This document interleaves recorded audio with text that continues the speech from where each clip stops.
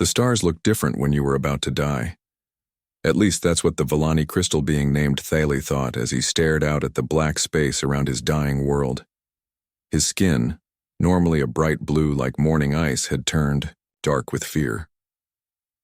The other Vellani moved around him in the command center, their crystal bodies making soft ringing sounds as they worked. Thale pressed his hand against the communication panel. The metal was cold, just like everything else on their world now.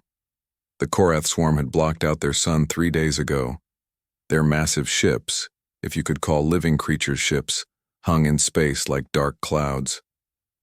They were eating the outer planets of the Vellani system, turning rock and metal into more of themselves. "Send the message again," Thale said to his aide. "All frequencies, all languages." The message was simple. "Help us, please.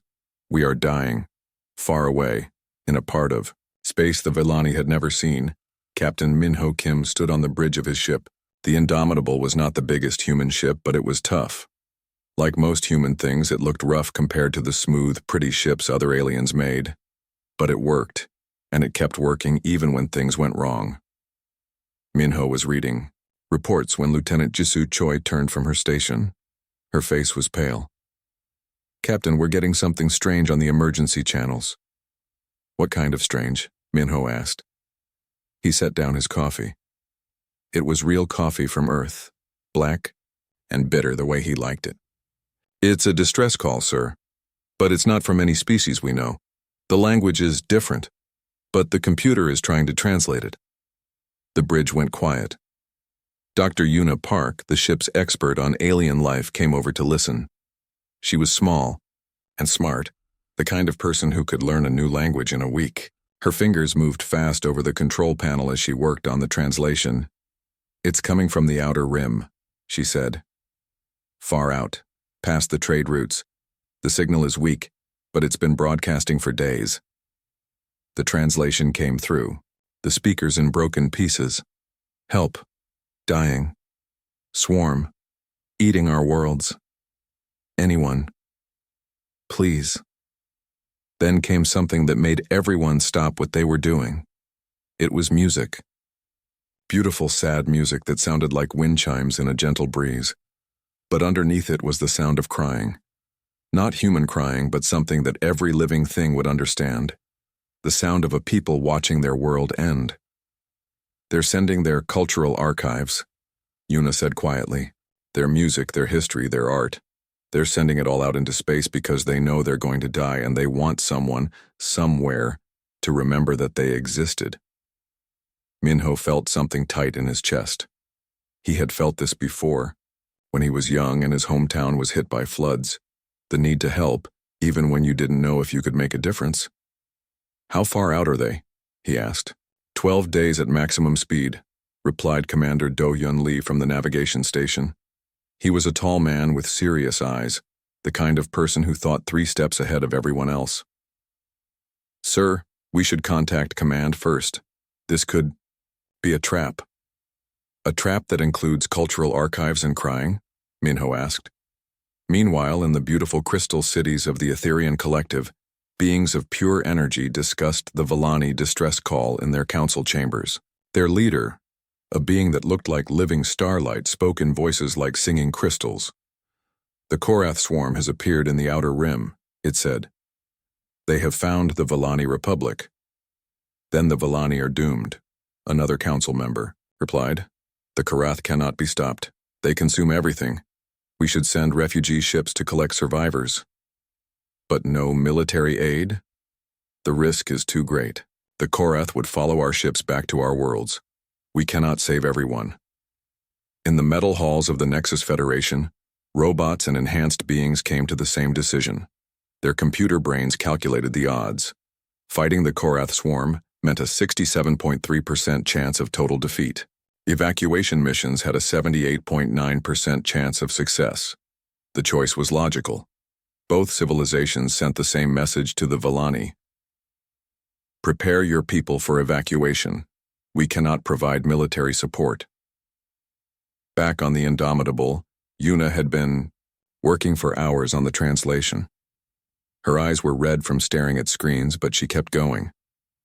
The cultural files the Vellani were broadcasting told a story of a peaceful people who had never fought a war. They made beautiful art from crystals and grew strange plants that sang in harmony. They had been exploring space for thousands of years, but only to learn and trade, never to fight. "Captain," she called, "you need to hear this." Minho came over to her station. On the screen was a message translated into simple human words. "We do not know war. We do not know how to fight.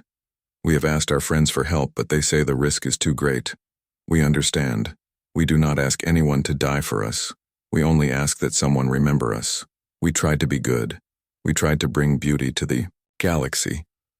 If you receive this message, please know that we existed and we tried to matter."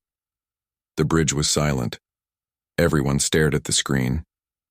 These beings, facing the end of everything they had ever known, were worried about being forgotten. They weren't angry at the other aliens who refused to help. They understood. But humans were different. "Set course for the outer rim," Minho said. "Sir?" Doyun looked surprised. "We should contact Earth Command first." "We will. On the way. But we're going. Send a message to all human ships in this sector. Tell them we need everyone who can fight." "Captain," Jisoo said from her station, "the other alien civilizations are right. The Korath swarm has never been defeated. We might not be able to help them." Minho looked around at his crew. They were all young, most of them from Earth or the first colony worlds.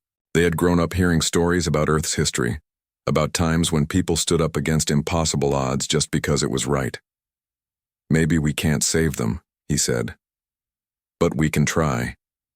And if we fail, at least we fail trying to help someone instead of running away." Within an hour, the Indomitable was joined by 6 other human ships. Not a big fleet by galactic standards, but it was everyone they could gather quickly. The ships were different sizes and types, but they all had one thing in common. They were built by humans, which meant they were tough and could be fixed with spare parts and determination. As they jumped to faster-than-light speed, heading toward a fight they might not survive, Yuna sent a message back to the Vellani. It was short and simple. "Help is coming. Do not give up. Humans do not abandon their friends." In the crystal cities of the dying Vellani worlds, Thale received the message. He read it 3 times, not believing what he saw. The humans were coming. The strange beings from the small, dangerous world called Earth were coming to help people they had never met. Thale looked out at the dark shapes of the Korath ships hanging in space above his world. Maybe these humans would die too. Maybe everyone would die. But for the first time in days, he felt something he had almost forgotten. Hope. The Korath swarm continued their feast, unaware that something was coming toward them. Something small, and determined and too stupid to know when it was beaten, something human. The Vellani system looked like a wound in space when the human fleet arrived. Where once there had been 9 beautiful worlds orbiting a golden star, now there were only 6. The outer planets were gone, consumed by the Korath swarm, leaving nothing but empty space and scattered debris. Captain Minho Kim stood on the bridge of the Indomitable, staring at the tactical display. The Korath ships, if you could call them ships, were unlike anything in the human databases. They looked alive because they were alive. Massive creatures that had evolved in the dark spaces between stars, each one the size of a small moon. Their skin was black and rough, covered in what looked like tumors, but were actually weapon systems and birthing chambers. "My God," whispered Dr. Yuna Park standing beside him. "They're beautiful in a horrible way." The largest creature floated near what used to be the 4th planet. It was feeding, using tentacles thick as city blocks to scoop up chunks of rock and metal, grinding them in massive jaws before swallowing. Smaller creatures, only the size of human destroyers, swarmed around it like insects around a corpse. "Captain," called Commander Do-hyun Lee from his station, "I'm reading energy signatures from the inner planets. The Vellani are still alive down there, but their shields are failing." On the main screen, they could see the 3rd planet, Velan Prime. Its crystal, cities sparkled even through the atmospheric shield that kept the Korath at bay. But the shield was flickering, getting weaker by the hour. Admiral Kyung-Soo's voice came over the communication system from the fleet command ship Seoul. All ships, we're going to try a standard attack formation. Target the smaller creatures first, see how they respond. The human fleet spread out. 7 ships against dozens of living creatures, each one bigger than anything humans had ever built. It should have been suicide. Maybe it was. Engineering, this is the bridge, Minho said into his headset. Hana, are the new weapons ready? Engineer. Hana Lim's voice came back, tired but determined.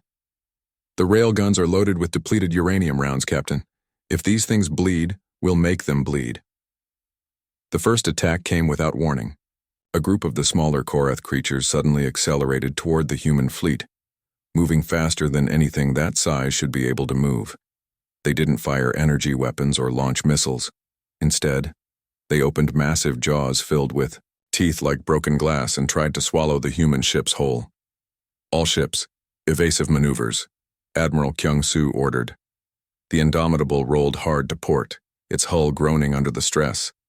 One of the Korath creatures passed so close that its teeth scraped against the ship's armor, leaving deep gouges in the metal. Pilot Tae-Yang-Oh, flying one of the fighter craft launched from the Seoul, watched in horror as the creature that had just missed the Indomitable turned around for another attack.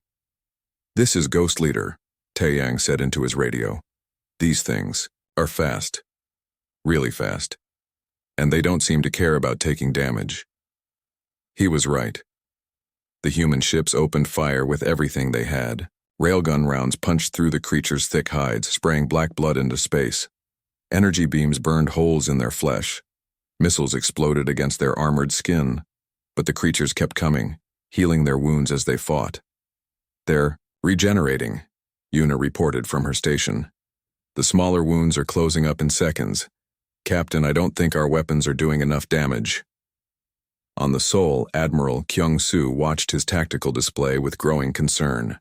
The human fleet was holding its own, but barely. The Korath creatures fought unlike any enemy they had faced before. They didn't retreat when damaged. They didn't try to protect their weaker members. They just attacked, over and over, like living weapons that felt no fear. Admiral, called his communications officer. The Villani are trying to contact us.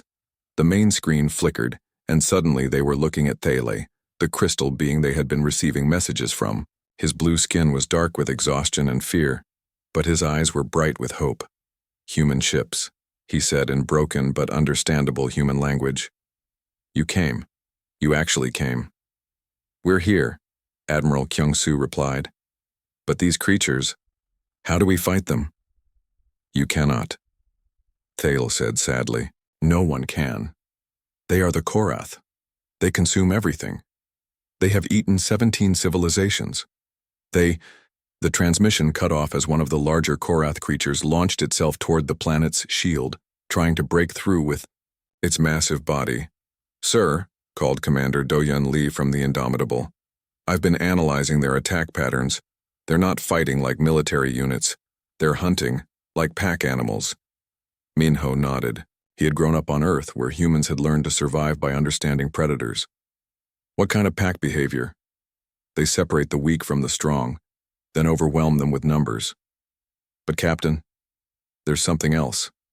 They're not trying to capture our ships, they're trying to eat them. That changed everything. Most space battles were about disabling enemy ships, capturing territory, or defending resources. But the Korath weren't interested in any of that. They just wanted to consume everything in their path. All ships, Minho broadcasted on the fleet channel. New tactics, these things are predators, not soldiers. Fight them like you'd fight a wild animal, not an enemy fleet. The human ships regrouped, using their smaller size and better maneuverability to stay away from the creature's jaws.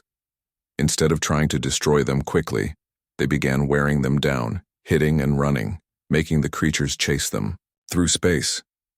It was working. Slowly. The Korath creatures were getting tired, their movements becoming less coordinated. But there were so many of them, and more kept coming from the outer system where they had been feeding on the destroyed planets. Then something unexpected happened. One of the smaller Korath creatures, badly wounded by repeated attacks from Tae-Young-Oh's fighter squadron, suddenly turned on another creature of its own kind. The wounded one was weak, and the other creature saw an opportunity for an easy meal. Within minutes, the two creatures were fighting each other instead of the human ships. "Did you see that?" Yuna asked, excitement in her voice. "They're cannibalistic. When one gets weak, the others attack it." "That's it," Minho said. "That's how we beat them. We don't have to destroy them all. We just have to make them turn on each other."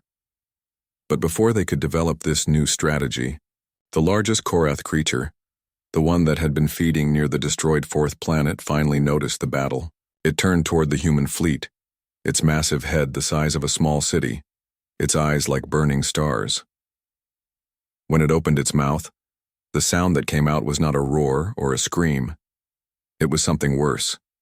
A sound like the universe itself was hungry, a sound that made every human on every ship feel cold and small and afraid. "All ships," Admiral Kyung-soo said, his voice steady despite the fear they all felt. "That big one is heading our way. Suggestions?" There was silence on the communication channel.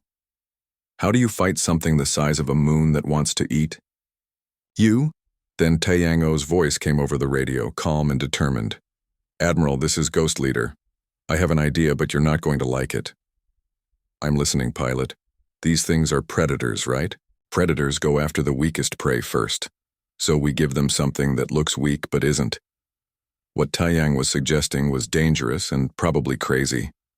But then again, everything they had done since arriving in the Villani system had been dangerous and probably crazy. "Do it," Admiral Kyung-soo said. As the massive Korath creature approached, its smaller companions following behind like pilot fish around a shark, the human fleet prepared to try something that no other civilization had ever attempted. They were going to make the Korath swarm eat something that would give it a very bad stomachache. Down on Valen Prime, Thale and the other survivors watched the lights of battle in the sky above their failing shields. The humans were still fighting. Against impossible odds, against creatures that had destroyed every other civilization they had encountered, the humans were still fighting. "Why?" asked one of the other Villani. "Why do they keep fighting when they could run away?" Thale thought about the human message they had received. Humans do not abandon their friends. It seemed impossible that any species could be so stubborn, so willing to die for strangers they had never met. But as the lights of human weapons continued to flash in the darkness above them, Thale began to understand something about these strange creatures from Earth. They weren't fighting because they thought they could win. They were fighting because someone needed help, and that was enough. In space above them, the real battle was just beginning. The plan was insane, which made it perfectly human. Pilot Taeyang-o flew his fighter straight toward the massive Korath creature, the one they had started calling the Mother. His ship looked tiny next to the living mountain of flesh and teeth that was heading for the human fleet. Behind him, 3 other volunteer pilots followed in formation, their fighters loaded with something no sane military would ever put on a spaceship. "Ghost Leader, this is Admiral Kyung-soo," came the voice over his headset. "Are you sure about this?" "No, sir," Taeyang replied, his hands steady on the controls despite his racing heart. "But I'm doing it anyway." In the cargo bay of each fighter were sealed containers filled with samples from Earth. Not weapons or explosives, but something much worse for creatures that ate anything they could catch. Earth bacteria and viruses, specially chosen by Dr. Sujin Bay for their ability to survive in space and multiply quickly. Dr. Bay had been working for hours in the Soul's laboratory, growing cultures of the most aggressive Earth diseases she could find. Flu viruses, food poisoning bacteria, even some parasites that normally lived in Earth's oceans. None of them were designed to kill the Korath creatures, but that wasn't the point. "The goal isn't to poison them," she had explained to the other officers. "The goal is to make them sick enough that they can't coordinate their attacks. If we can disrupt their group hunting behavior, they'll turn on each other." It was biological. Warfare, but not the kind that killed. It was the kind that gave you a really bad stomachache at exactly the wrong moment. Taeyang's fighters screamed toward the mother creature, dodging the smaller Korath that tried to intercept him. The mother opened its massive jaws, big enough to swallow his entire ship, and Taeyang flew straight into its mouth. "Ghost Leader," Admiral Kyung-soo called over the radio. "Report." I'm inside, Taeyang said, his voice echoing strangely as he spoke from within the creature's stomach. It's wet in here, and dark. Releasing payload now. He fired all his containers directly into the creature's digestive system, then hit his engines at full power, racing back toward the throat before the creature could close its mouth. Behind him, the other 3 pilots did the same thing, delivering their biological payloads directly into the mother's stomach. But the plan wasn't finished yet. While the fighters were making their delivery, Sergeant Major Wu Jin Nam was preparing for the most dangerous part of the operation. His team of Marines was getting ready to board one of the smaller Korath creatures, armed with flame units and more of Dr. Bay's biological weapons. Remember, Wu Jin told his team as they suited up in their armor, these things are alive, which means they have organs we can damage. Find the brain, find the heart, find anything that looks important, and destroy it. The boarding operation was unlike anything in human military history. Instead of cutting through metal walls, they used plasma torches to burn through living flesh. Instead of fighting enemy soldiers, they battled the creature's immune system, white blood cell creatures, the size of dogs that attacked anything foreign. This is disgusting, muttered one of the Marines as they fought their way through what looked like a living tunnel lined with teeth. Less talking, more shooting, Wu Jin replied, using his flame unit to clear a path forward. The smell was terrible. Like burning meat mixed with acid, but they kept going. They found what they were looking for deep inside the creature, a massive organ that pulsed with electrical activity. The creature's brain, or what passed for a brain in something that had evolved to be a living weapon. Plant the charges, Wu Jin ordered. His team attached explosive devices around the organ, each one loaded with more of Dr. Bay's biological weapons. When they detonated, they would spread Earth diseases throughout the creature's nervous system. Charges set, reported one of his Marines. 30 seconds to detonation. Everyone out, Wu Jin yelled. They ran back through the creature's body as fast as they could, racing against time and the creature's increasingly violent movements as it realized something was wrong. They reached their boarding craft just as the explosives went off. The effect was immediate and horrible. The Korath creature began convulsing, its movements becoming wild and uncontrolled. It crashed into 2 other creatures, injuring them badly. Within minutes, it was attacking everything around it, including other members of the swarm. It's working, reported Commander Do-hyun Lee from the Indomitable. The infected creatures are becoming aggressive toward their own kind. The human fleet watched in amazement as the Korath swarm began to tear itself apart. The creatures that had been infected with Earth diseases were acting erratically, attacking friends and enemies alike. The other creatures, following their predator instincts, began to see the sick ones as easy prey. But the largest creature, the mother, was still a problem. It was too big for the biological weapons to affect quickly, and it was heading straight for the planet where the Villani were hiding behind their failing shields. All ships, Admiral Kyung-soo ordered. We need to stop that big one before it reaches the planet. Sir, called Captain Ji-hoon Kang from the stealth ship Busan. I have an idea. It's dangerous, but it might work. At this point, dangerous is all we have left, the Admiral replied. Captain Kang's ship was smaller than the others, designed for reconnaissance and special operations. It was fast and hard to detect, which made it perfect for what he was planning. Going to ram it, he said simply. There was silence on the communication channel. Captain? Admiral Kyung-soo said carefully. Did you just say you're going to ram a creature the size of a small moon? Yes, sir. But not the way you think. I'm going to ram it from the inside. Kang's plan was even crazier than the biological warfare. He was going to fly his ship into the mother creature's mouth just like the fighters had done.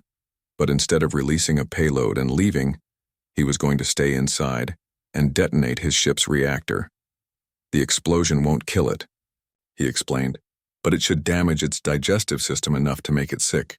Combined with the biological weapons already in its stomach, it should be enough to make it lose interest in the planet.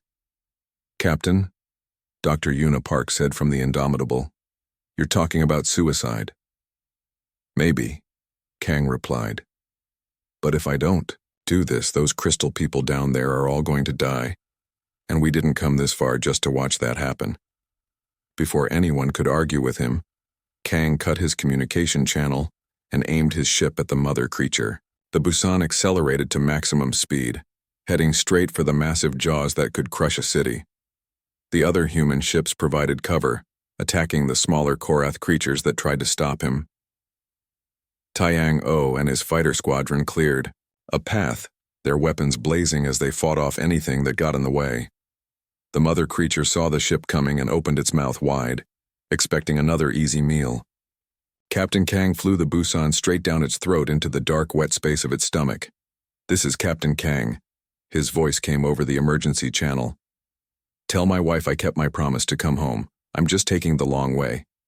The explosion, when it came, lit up the inside of the mother creature like a star being born. The massive beast convulsed, its roar of pain and surprise echoing across the entire system. It stopped its attack on the planet and began thrashing wildly, trying to deal with the incredible pain in its stomach. But Kang had done more than just hurt it. The explosion had ruptured the creature's digestive system, allowing all of Dr. Bay's biological weapons to spread throughout its body. Within an hour, the mother was as sick as the smaller creatures, its movements becoming slow and confused. The Korath swarm, seeing their leader weakened and the smaller creatures attacking each other, began to do what no other species had ever seen them do before. They retreated. The healthy creatures abandoned the sick ones and fled toward the outer system, leaving the infected behind to fight each other until they died. "All ships," Admiral Kyung-soo said, his voice tired but proud. "The immediate threat is over. Begin search and rescue operations for survivors." Down on Velen Prime, Thale and the other survivors watched through their crystal windows as the human ships moved among the wreckage, looking for anyone who might have survived the battle.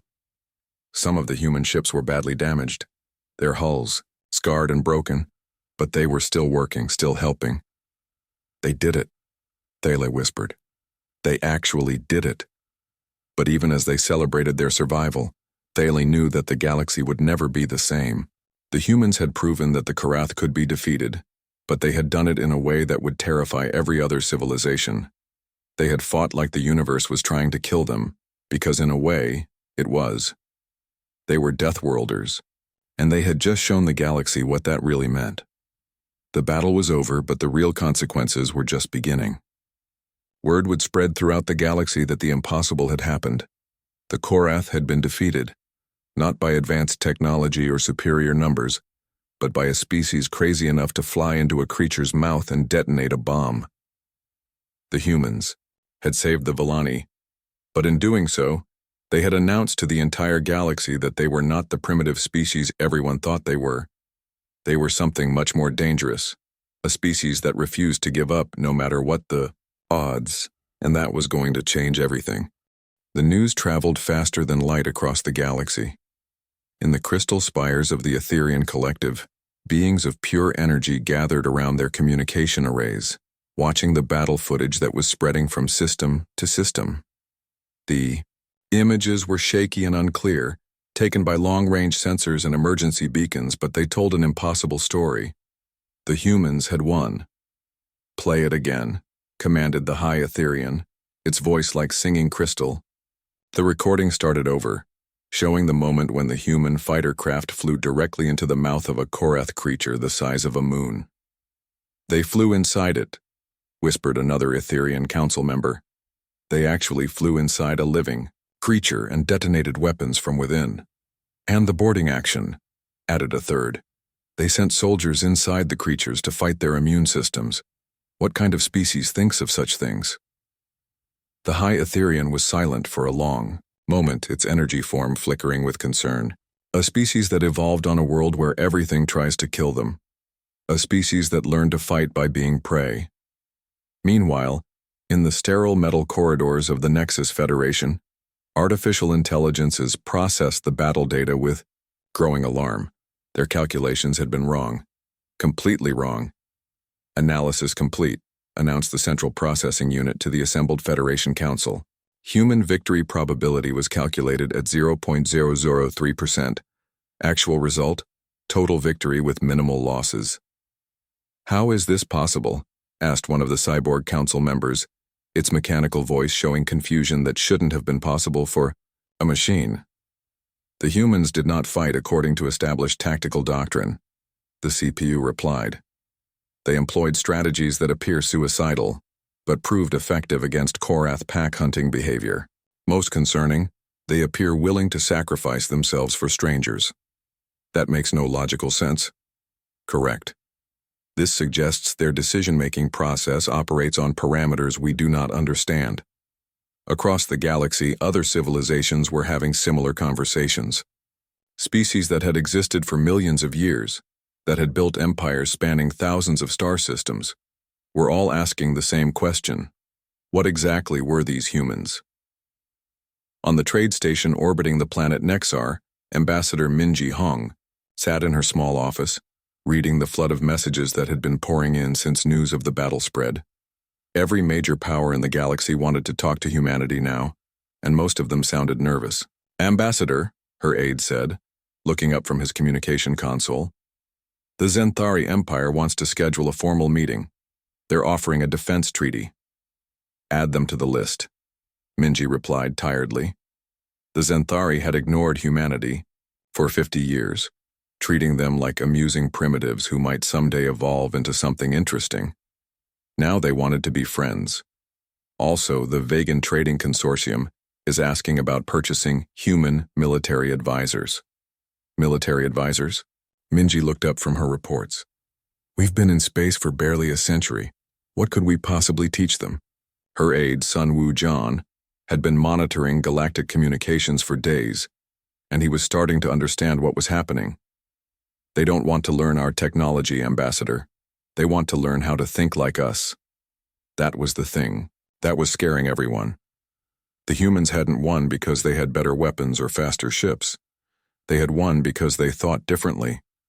Where other species saw certain death, humans saw a problem to be solved. Where others calculated acceptable losses and strategic retreats, humans just kept fighting until something worked.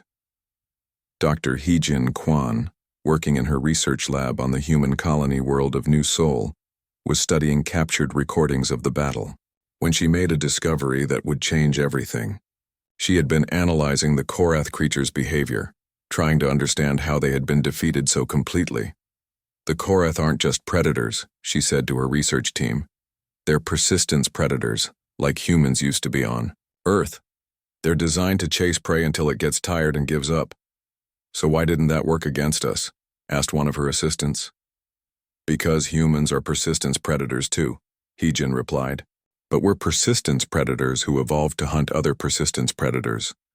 We're the thing that never gives up is afraid of." The implications were staggering.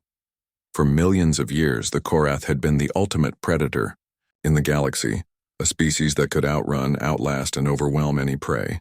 But they had never encountered another persistence predator, especially not one that had evolved on a world where giving up meant death. Back in the Villani system, the cleanup was still going on.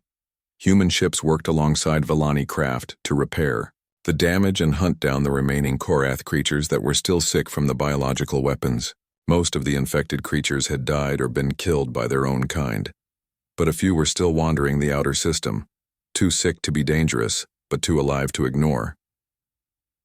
Captain Minho Kim, now promoted to Admiral after the death of Captain Kang, stood on the bridge of the Indomitable and watched the rescue operations.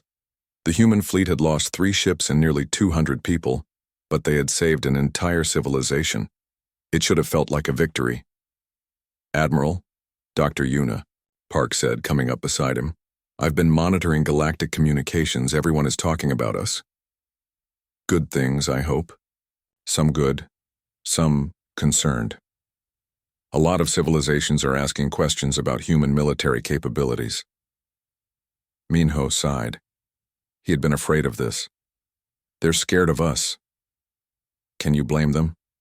We just did something that everyone in the galaxy thought was impossible. We fought the Korath and won, and we did it using tactics that probably gave half the galaxy nightmares. That was the problem with being humanity. They kept surprising people, and not everyone liked surprises. For thousands of years, galactic civilization had operated on certain principles. You negotiated when possible, retreated when necessary, and only fought when you were sure you could win quickly and cleanly. Humans had just thrown all of that out the window. They had fought when retreat was logical, sacrificed themselves for strangers, and won by doing things that no sane species would consider. It was impressive, but it was also terrifying. "Admiral," called Communications Officer Jisoo Choi from her station. "We're receiving a formal communication from the Galactic Council. They want to schedule a meeting." The Galactic Council was the closest thing to a central government that existed in their part of the galaxy. It wasn't powerful enough to give orders to major civilizations, but it was influential enough to make recommendations that everyone listened to. The fact that they wanted to talk to humanity was significant. "What do they want to discuss?" Minho asked. "Human integration into galactic civilization," Jisoo replied, "and military doctrine review." Minho and Yuna looked at each other. Military doctrine review was diplomatic speak for, "We need to figure out if you people are dangerous." "Set up the meeting," Minho said, "but make it clear that we're not changing how we operate just because other people are uncomfortable." That night, alone in his quarters, Minho recorded a message to be sent back to Earth. It would take weeks to reach home, but he needed to warn Earth's government about what was coming. "The battle is over, and we won," he said to the camera. "The Villani are safe, the Korath are defeated, and humanity has just announced to the galaxy that we're not the primitive species they thought we were. The problem is, I'm not sure they're happy about that discovery." He paused, thinking about the messages they had been receiving. Defense treaties, trade negotiations, research partnerships. Everyone wanted to be humanity's friend now, but Minho had fought enough battles to recognize fear hiding behind friendship. "We're going to need to be careful," he continued. "We just proved that humans can defeat enemies that no one else can handle. That makes us valuable allies, but it also makes us potentially dangerous enemies. And in a galaxy full of civilizations that have been comfortable being the most advanced species around, that might be a problem." Meanwhile, on the planet below, Thala was writing his own message. The Villani had decided to create a permanent record of what had happened, something that would be preserved in their crystal archives forever. "Today we learned something about our new friends from Earth," he wrote. "They are called Deathworlders, and we thought we knew what that meant. We thought it meant they were tough and hard to kill. But we were wrong." He paused, looking out his window at the human ship still patrolling the system, making sure no Korath had been missed. Deathworlder does not mean hard to kill. It means they come from a place where death is always hunting them, so they learn to hunt it back. It means they are the thing that monsters check under their beds for. It means when you are in trouble, really in trouble, the kind of trouble where everyone else runs away, you want humans on your side. He finished his report and sent it to the Villani archives, where it would be stored alongside thousands of years of their history. But somehow, Thala knew that this day would be remembered as the most important day in Villani history. The day they learned that they were not alone, and that sometimes help comes from the most unexpected places. In the depths of space, the few surviving Korath creatures continued their retreat toward the galactic rim, carrying with them something their species had never experienced before: fear. 6 months after the Battle of Velan Prime, the galaxy was a different place. Admiral Minho Kim stood in the council chambers of the Galactic Assembly, looking out at representatives from 47 different civilizations. Some were beings of energy like the Etherians. Others were artificial intelligences housed in mechanical bodies, and still others were creatures so alien that they needed special atmosphere suits just to attend the meeting. All of them were staring at him. "Admiral Kim," said the assembly speaker, a tall, thin being with 4 arms and skin like polished metal.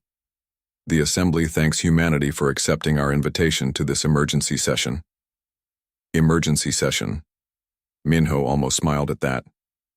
6 months ago, humanity had been a minor species that most of the galaxy ignored.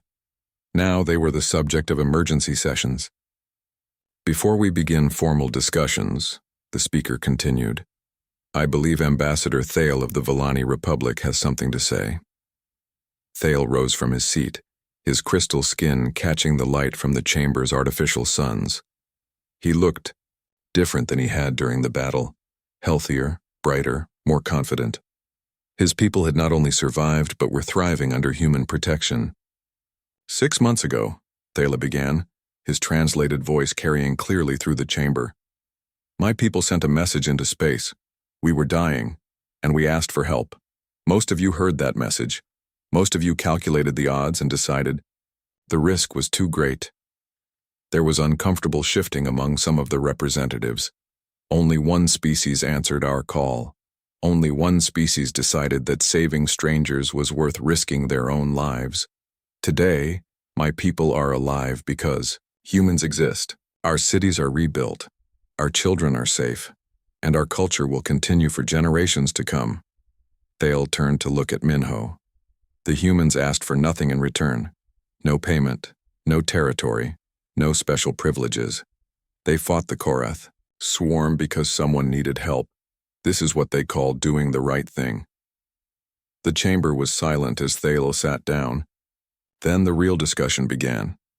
Admiral Kim, said the representative from the Nexus Federation, its mechanical voice carefully neutral, humanity's military capabilities have proven to be significant. The Assembly is interested in understanding human intentions regarding galactic security. Minho had been expecting this question for months. Our intentions are simple. We want to explore space, make friends, learn new things, and help people when we can. Same as we've always wanted.